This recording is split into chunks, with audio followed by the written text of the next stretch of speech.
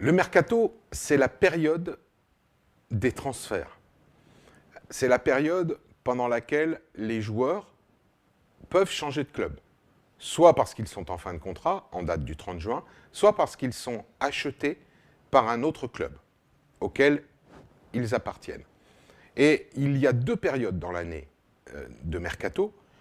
Il y a la première période dite estivale, qui est la plus longue, la plus importante. 90% des opérations de transfert s'effectuent durant cette période. C'est généralement de mi-juin à fin août. Cette année, le mercato a ouvert le 10 juin. Il se clôturera le 31 août à 23 heures. Donc, vous pouvez faire, durant cette période, une multitude de transactions.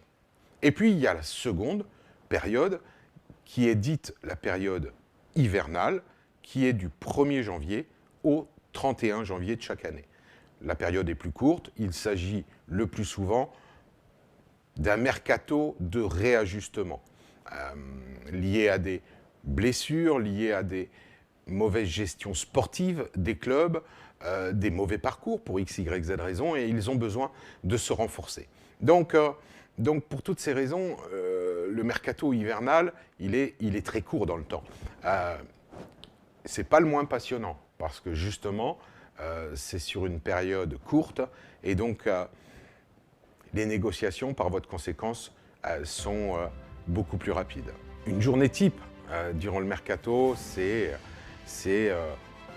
et je n'exagère pas, plusieurs centaines de coups de téléphone dans la journée. Alors bien évidemment, vous n'allez pas répondre à tous les appels téléphoniques, mais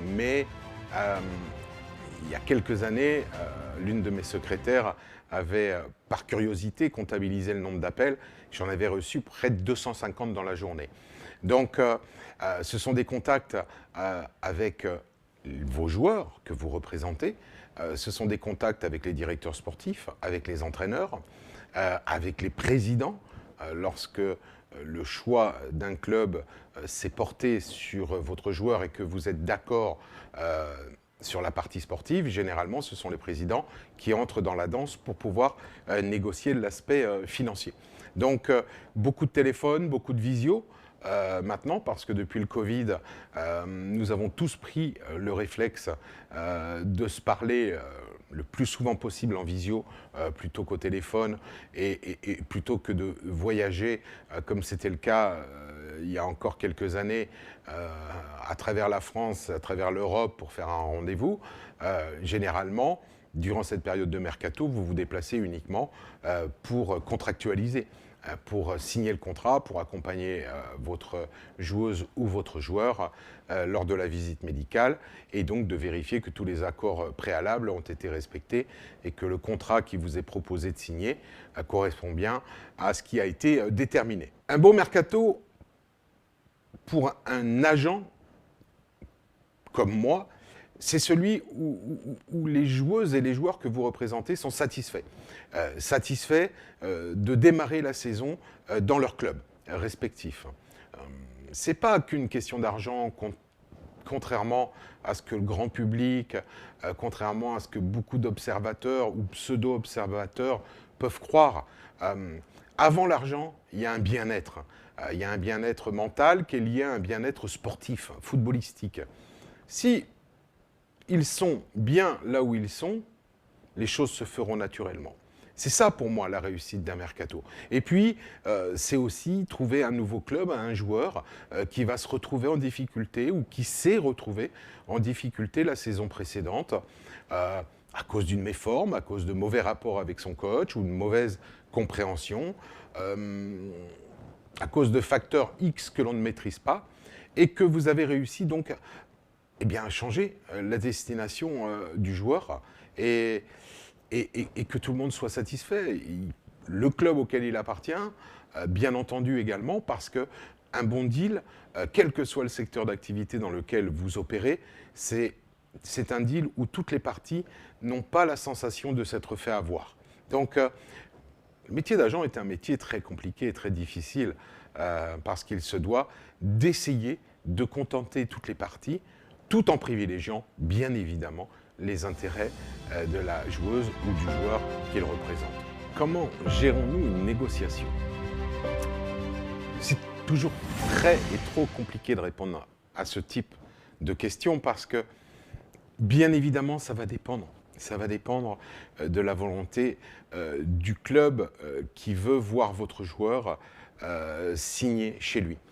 Ça va dépendre de la saison qui a été passée. Ça va dépendre du statut du joueur. Ça va dépendre de son âge. Ça va dépendre également de son poste sur le terrain.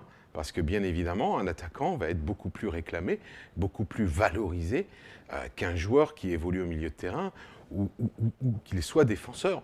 Donc c'est comme cela, parce qu'un attaquant, c'est celui qui va faire les différences, c'est lui qui marque, c'est lui qui va vous permettre de bonifier le travail d'équipe qui aura été effectué. Mais c'est comme cela, et c'est pas donné à tout le monde de pouvoir être efficace devant le but. Donc, ben ouais, c'est difficile.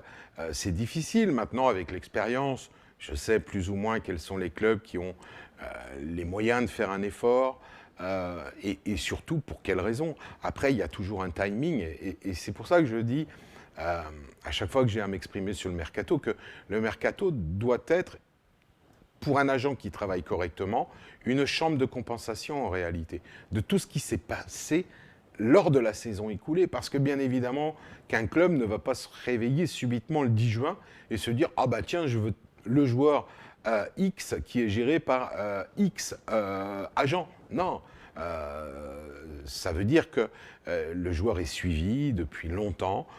Aujourd'hui, le football n'est plus dirigé que par des passionnés qui vont réagir à l'instinct. Non, aujourd'hui, il y a beaucoup d'éléments, beaucoup de techniques qui sont et qui rentrent en ligne de compte, comme les datas, tout ce qui est statistique, donc de compatibilité également. Est-ce que tel joueur est compatible avec tel coach, avec tel système de jeu, avec tel coéquipier? Est-ce que sa mentalité va lui permettre de jouer plus dans le sud ou dans le nord de la France ou dans le nord de l'Europe? Il y a plein de choses qui rentrent en ligne de compte et l'agent, grâce à son expérience, est à même de pouvoir jauger et d'en déduire à 15-20% ce qu'il est capable d'obtenir en termes de rémunération pour le joueur concerné.